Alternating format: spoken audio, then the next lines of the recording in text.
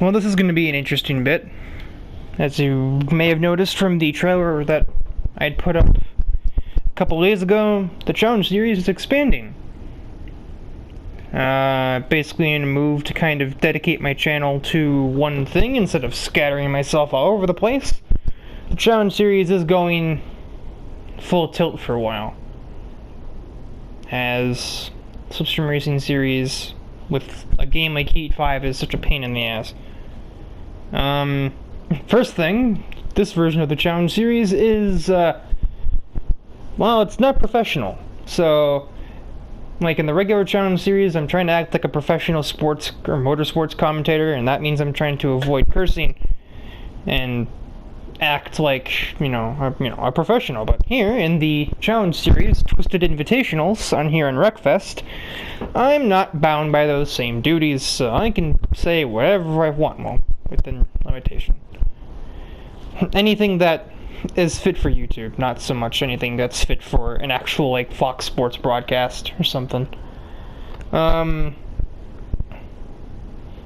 Normally in the challenge series, I wouldn't say go to hell or pain in the ass, but here, I'm gonna say that as much as I goddamn want. So, yeah, this is not the first episode. This is the preview that's going to show off all of the different vehicles, since you can customize vehicles in this game, and that made it work. That actually makes it work to a better extent, and also to explain how the series works, which I'm going to start with that one. So, the career is there. That's not going to be used. Multiplayer is kind of being used, but indirectly so. The main focus of the Twisted Invitationals is custom events. An episode will consist of somewhere between 3 to 5 episodic style races, cuts in between all the menus and such.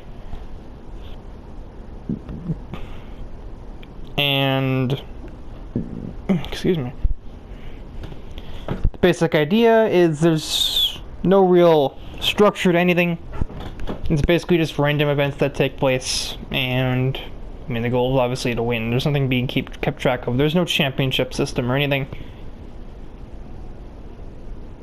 Unfortunately, the designs I put on a vehicle will not apply to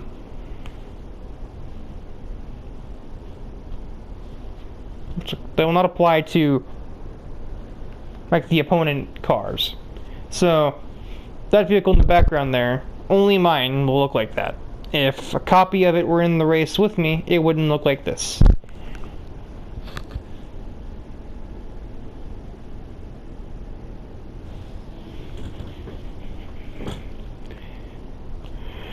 And, yeah, that's...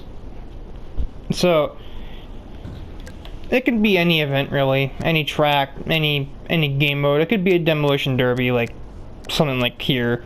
Or it could be a race here. A team race here. Team deathmatch here.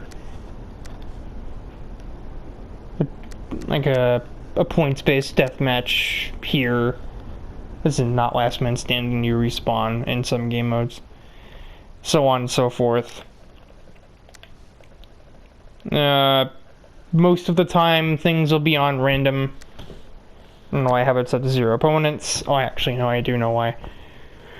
But yeah, it'll be probably like random laps will be based on how long the event will go for. Usually I'll aim for 6-7 minutes a race. I may end up squeezing more than 5 in. I'll probably end up looking at timestamps in between recordings to see how long aggregate I've been recording for, blah blah blah blah blah. Like if I see a 6-minute recording, an 8-minute recording, and like a 9-minute recording, then that means that 23-24 minutes have passed, and I'm not even halfway to my limit, so I could do like 3-4 more events in that time, depending on what I put in.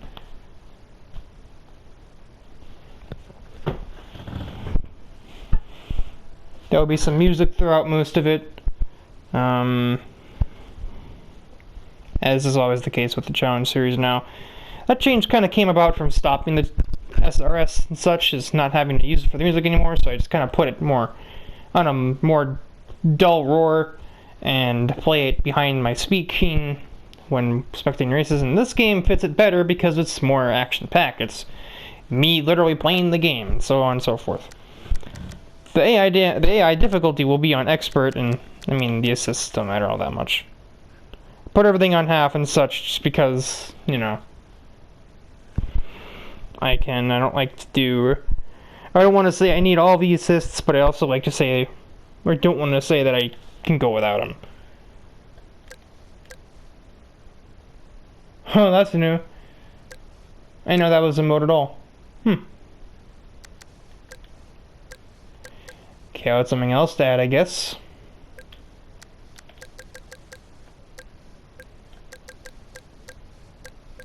That'd be interesting, actually. Anyway.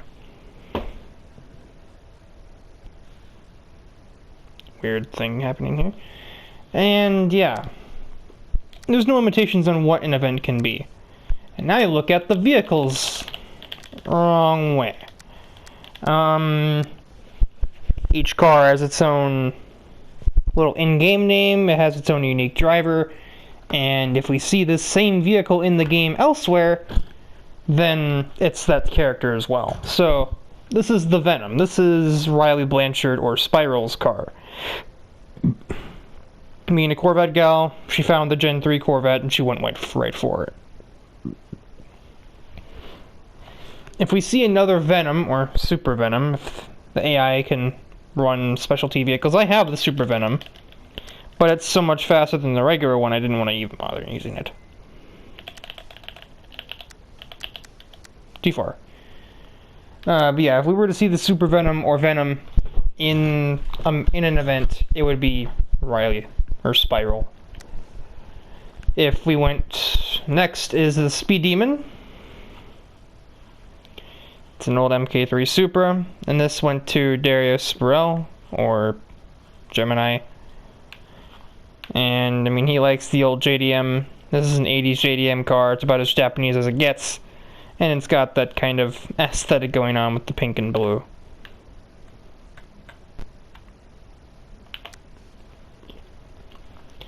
Boomer RS, this goes to Colin Morris, or Joker.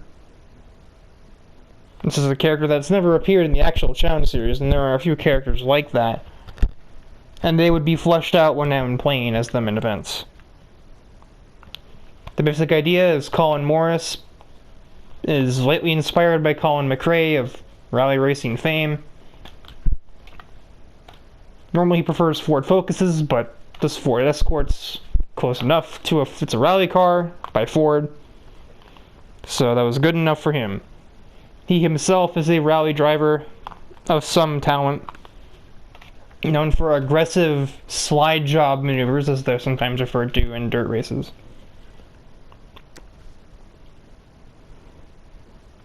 And the DRAGSLAYER, a Pontiac Firebird, modified with drag racing power, drag racing everything else. Driven by Amber Fiera, or Pyro. Driver blatantly based off of Amber from Genshin Impact. Outlaw is an old 1930s Ford Hot Rod, which is being driven by Thomas O'Reilly. And he hardly needs an introduction. He's always in the challenge series. He's always hanging around. He's always there. If there's a Ford, he's in it, and that's basically what it is. And he was spoiled for choice here. A competition full of old American cars. I'm surprised he didn't faint when he walked in the garage area.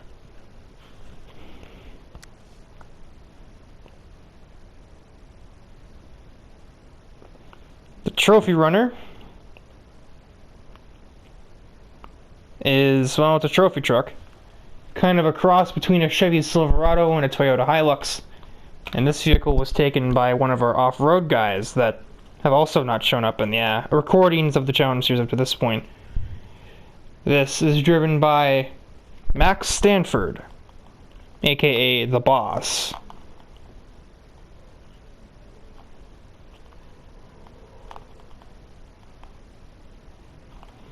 think I have that right anyway. I'll come back to that. There's like 4 off-road vehicles, and 3 of them are kind of jumbled up a little bit. I know there's one for sure that there are 2 for sure that are correct, but I don't remember which one's name, which vehicle.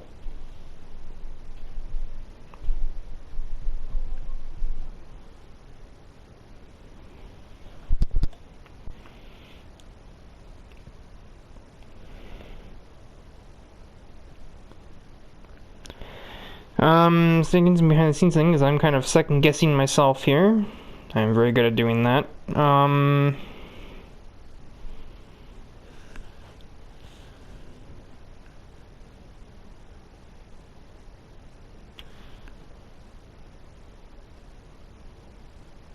Okay, no, I'm wrong. This is also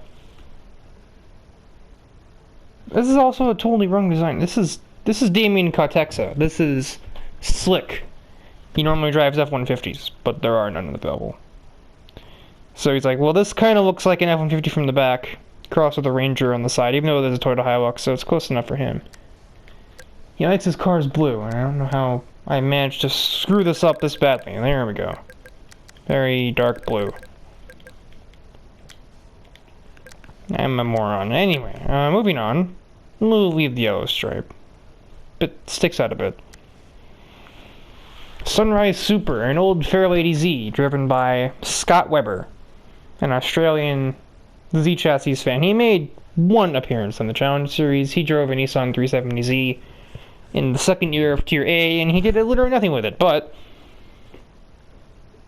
with his aggressive driving style, he says this one's a little more pizzazzy. Anyway, we shall see. Here's my personal car of choice, the Oldsmobile 442 ripoff, also known as the Starbeast SS. There's also the regular Starbeast. Anytime either one appears, that's me.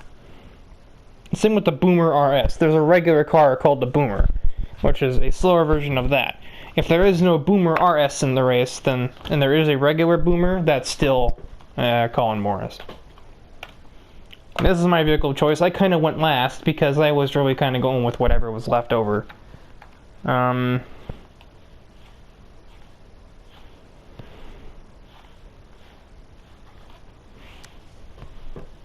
We have Stellar, an Opel Manta, driven by Isabella Flynn, aka Solstice.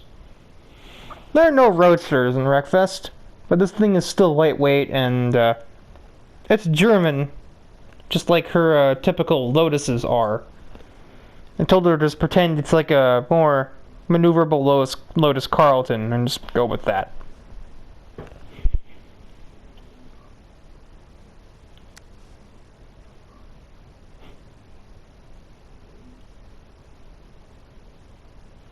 We have Taylor Lynn driving the Speedy, which is a very noticeably colored Mini Cooper.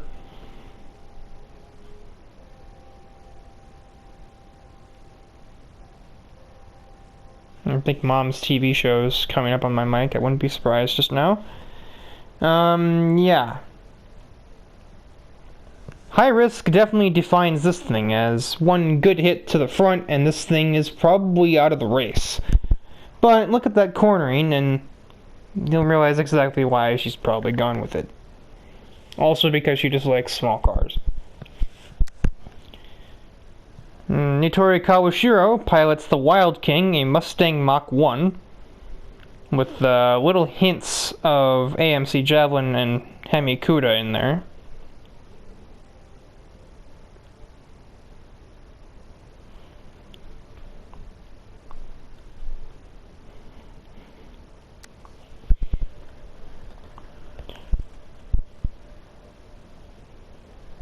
We'll get to this car later.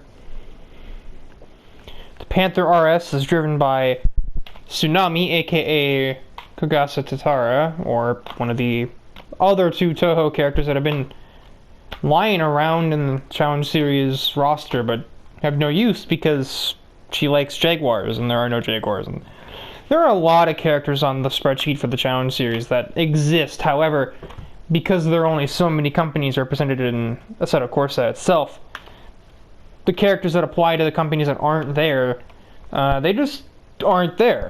There aren't many British cars in general, which doesn't really help. And we have Razor, the vehicle of choice for, of course, Hikari Taniguchi, Voltage, and the vehicle design reflects his moniker. Blade belongs to Mongoose, or my dad, Steve Lummel. As he is a big Pontiac fan, it seemed only fitting he would drive a Firebird. You could call it a Camaro or a Firebird, really. I think it's more of a Firebird based on the back, but...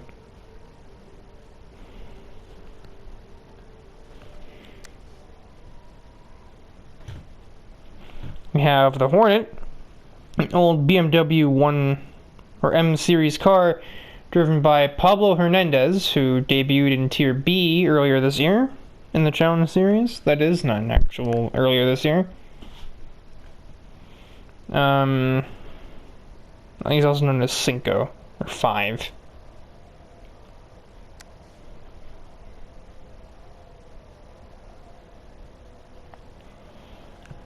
Here's the off-road vehicle I know for sure. Pinky, or Chelsea West, drives the Trooper, a Jeep Wrangler with, actually, the top is optional. I just kind of put it there because I don't really like... I mean, I like the top, so there. You'd really think it'd be more durable than this, but here we are. Actually, considering it's an off-road racing Jeep, it actually isn't that heavy at all. So there's that. The Gorby, aka Alada, there are no Mercedes in Wreckfest, so Ivan Sodakov, or Celsius, has to resort to a vehicle from his homeland, and that would be the Russian-made Lada.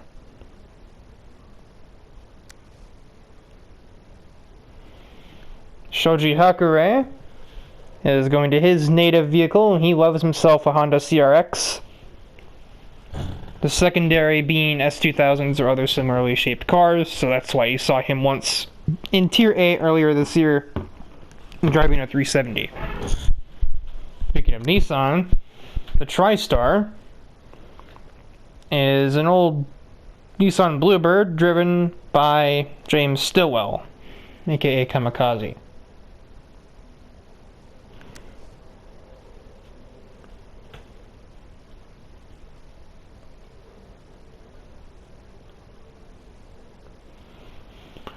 And then we get the Rocket, the game you technically start the car you technically start the game with. This is Ryan Stevens, or Storm's car.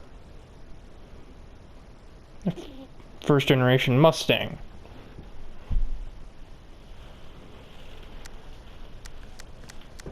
Next to the other vehicles I've just skipped in a second.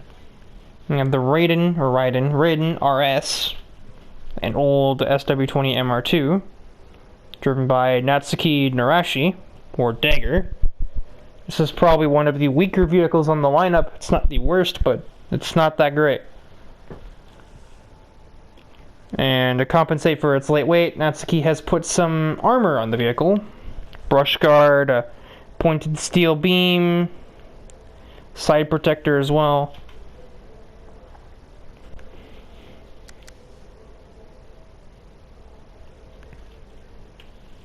And we have poor Dedrick Schwartz is relegated to a Volkswagen Bug because there are no other Volkswagens available, or Porsches, or TVRs.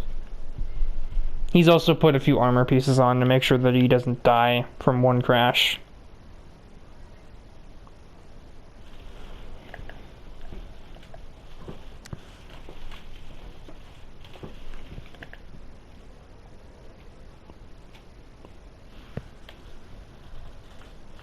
And this one's by far the worst one in the list. Also very top heavy too.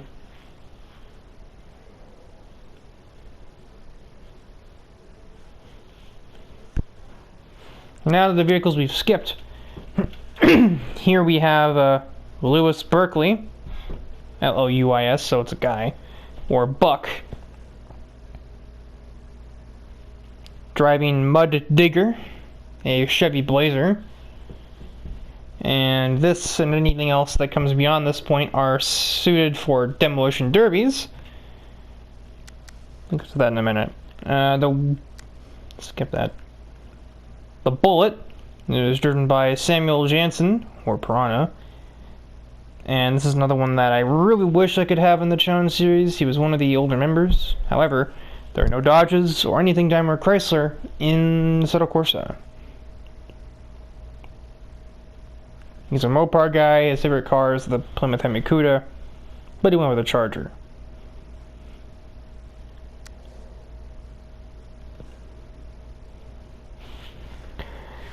Here is Max Stanford, aka the Boss. He normally likes himself a Hummer, but this is still a large GM vehicle in a GMC Vandura, so he went with this. It's seen some better days, you can see from the top, but it's very durable still.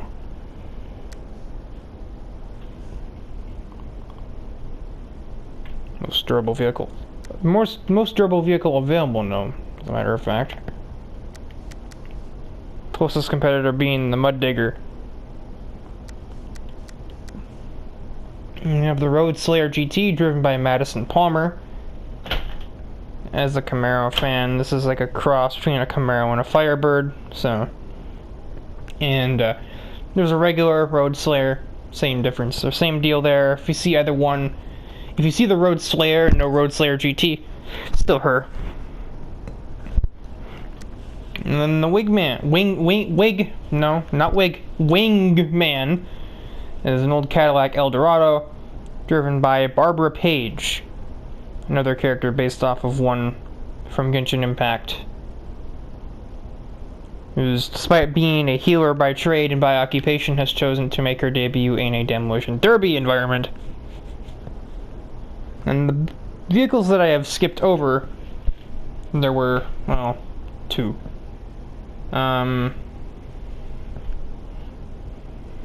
They are sort of the ones that help organize the Twisted Invitationals, and as such, they kind of want to consider themselves the final bosses of either particular, like, discipline of events.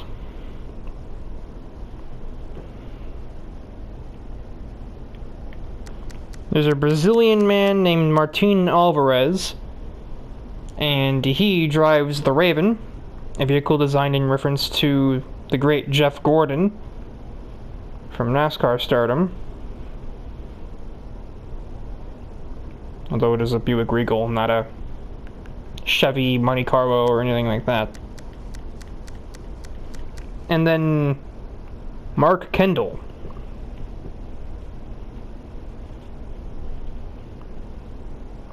A Canadian... Or no, it's the other way around. God, I'm stupid. This is Martin Alvarez, and despite being a Brazilian man, he likes himself some old American aircraft, as you can see by the styling of his golden-plated, or his golden station wagon. It is gold-plated, as a matter of fact. Designed after old American Air Force planes. And then the Jeff Gordon-based Buick Regal is driven by Mark Kendall, a Canadian NASCAR fan, as rare as those are. And both of them, as well as Barbara Page, have their own little names that they go by.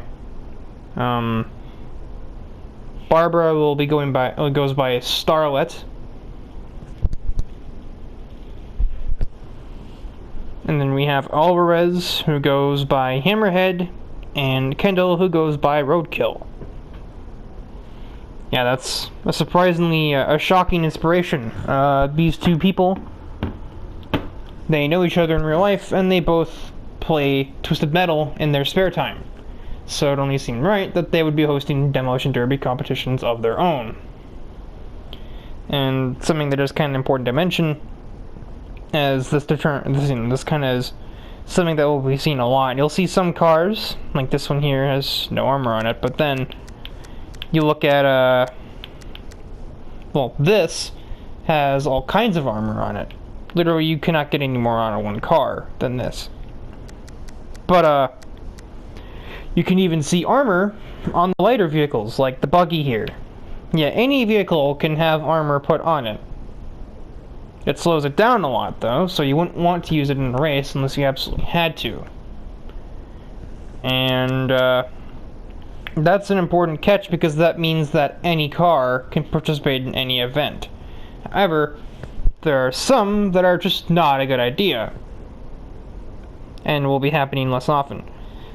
The ones that are already spec'd up in Demolition Derby armor plating, like Bullet here, like these ones are in Demolition Derby armor already because that's what they'll be doing more often than racing. So when I do a Demolition Derby event, it'll most likely be Mud Digger, Bullet, Vandal, Road Slayer, Wingman, or occasionally War Wagon.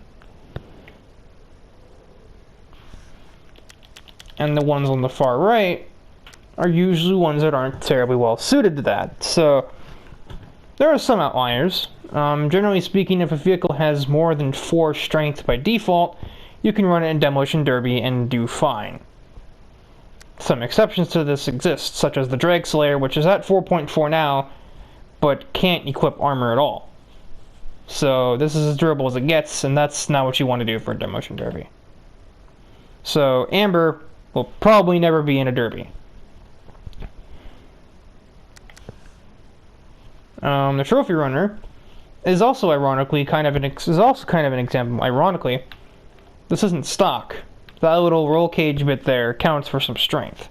It would be at 3.8 by default, I believe, or like 4.2, which would be correct, but adding the more durable, I'll just demonstrate. With the Trophy Runner, every vehicle is fully upgraded in the power department, so it's not like anybody's at a handicap there. Yeah, let's say we go and take...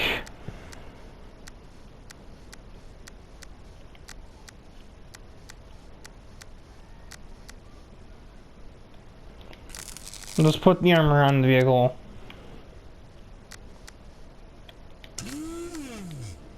That's loud.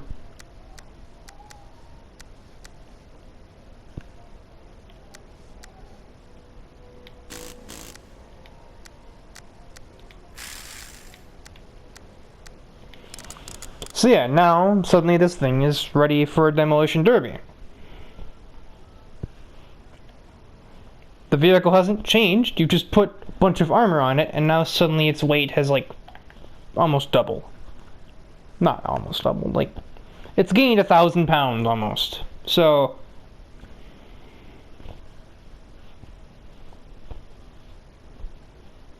I think it gains like 600. Actually, I'm gonna count 60, 120.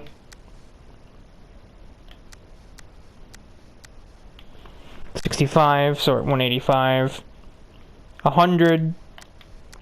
It gains like almost 400 kilograms. That's like about 900,000 pounds, if I'm not mistaken. So it puts on some weight, but it gains a lot of durability. And when you have more weight, it also hits harder when you hit something.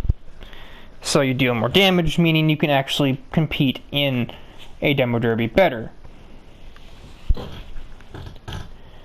And as I said, any vehicle, in theory, can put armor on. If you really wanted to, I could go and take Taylor's little Mini Cooper and put a bunch of armor on it. That would be a terrible idea, because that still wouldn't get it very high.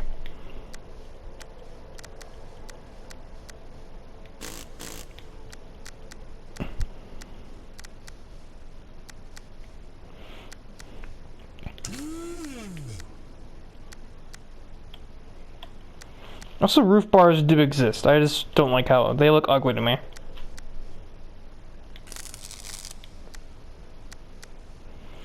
And believe me when I say you'll do just as fine without them. Yeah, she actually already has steel mesh in. Yeah, 4.7. You need 7, at least 6.8 to compete in a derby and not get KO'd in one hit.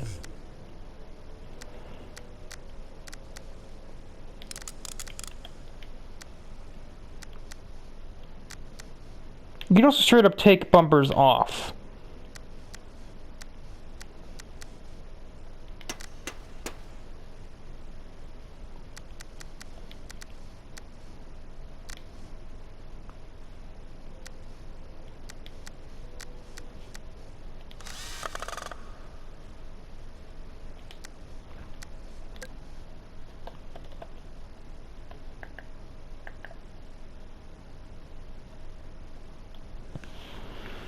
Yeah, so that's basically that summarized. So, like, Nidori's car.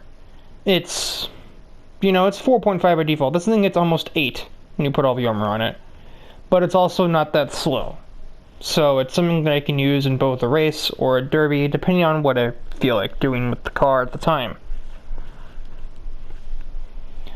So yeah, just think of it as like, the further right it is, the more likely it is to be raced. The further to the left it is, the more likely it is to be used in a derby. With the exceptions being the buggy and the Raiden RS. Despite the name, there is no regular Raiden, so don't look for that, because it doesn't exist.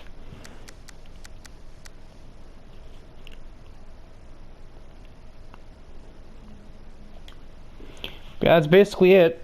So that's how the Twisted Invitationals will work.